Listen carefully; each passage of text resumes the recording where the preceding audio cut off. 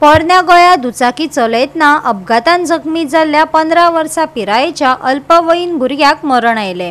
भुरग्याची आवय सावित्री कुमार हिचेर पोरणे गोंय पुलिसांनी अल्पवयीन चल्याक दुचाकी चलोवपाक परवानगी दिल्ले खातीर गुन्यांव दाखल केला। बुधवारा पोरण्या गोंयांत जाल्ल्या भिरांकूळ अपघातान 15 वर्साच्या तरणाट्यान रस्त्यार चलत वचपी उस्मान शेख या 76 वर्सां पिरायेच्या मनशाक धपको दिलो।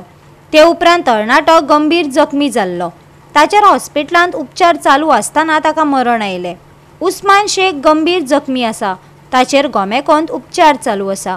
भुरग्याच्या आवयचेर गुन्यांव नोंद केला। पुलिसांचो फुडलो तपास चालू आसा।